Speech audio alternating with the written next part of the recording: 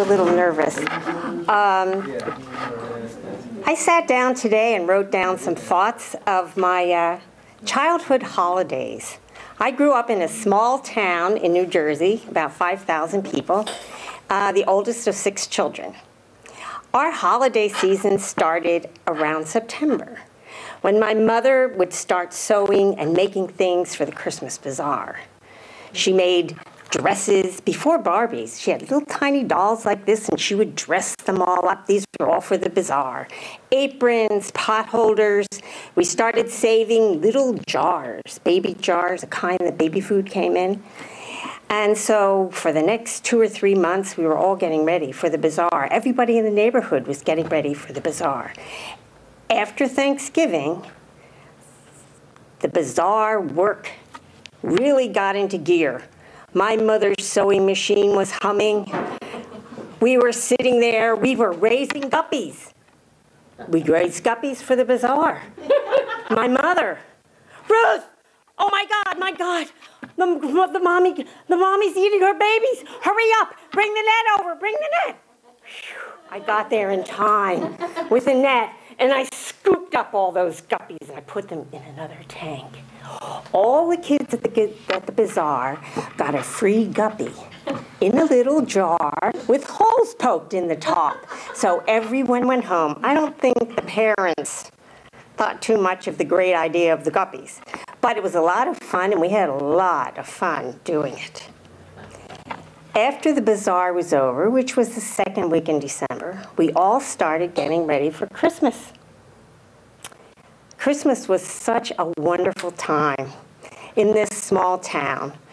My brothers and sisters and I would get out the Christmas manger, set it all up. We'd put candles in the windows, and my father went outside and strung beautiful, different colored lights all outside.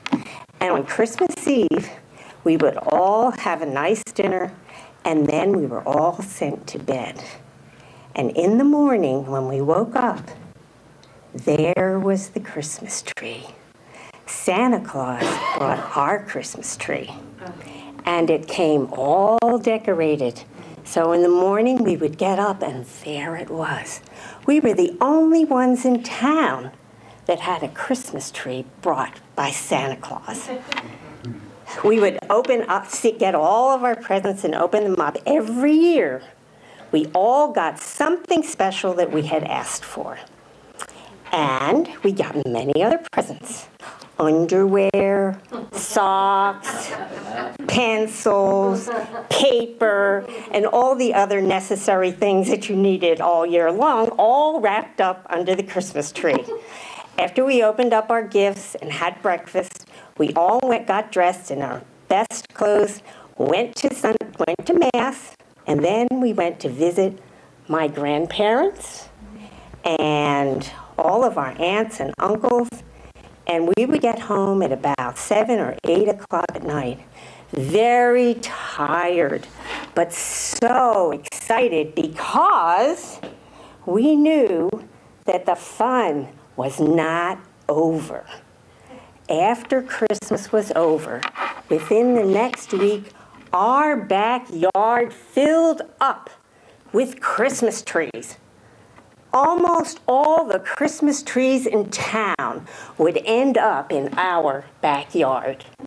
And we piled them all up on the back, near the back steps, and all the kids in the neighborhood would come and jump into the Christmas trees. And some of the little girls would make castles out of the Christmas trees, and others would make forts out of the Christmas trees. And about the 3rd week in January, all of a sudden, the Christmas trees would begin to disappear. As one by one, kids from the neighborhood came and took the Christmas tree away.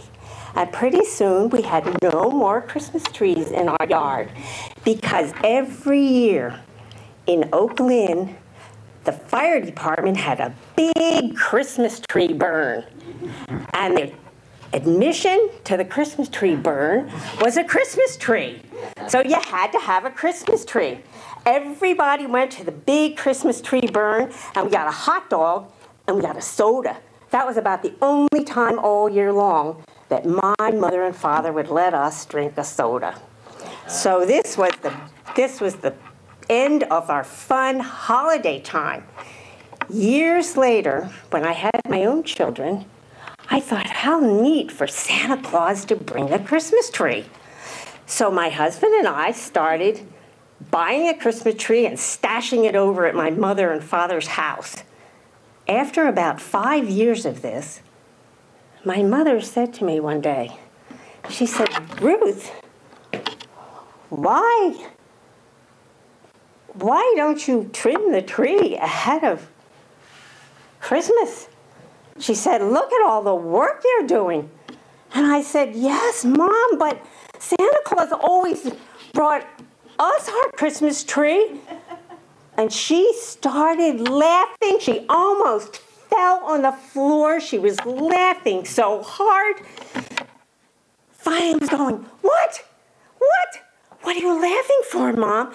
And she said, because you don't understand, you don't know why Santa Claus brought the Christmas tree? I said, no. She said, well, we were very poor. And your father and I would wait until 5 o'clock on Christmas Eve evening to buy the Christmas trees. They were only 50 cents. Oh, that's so precious.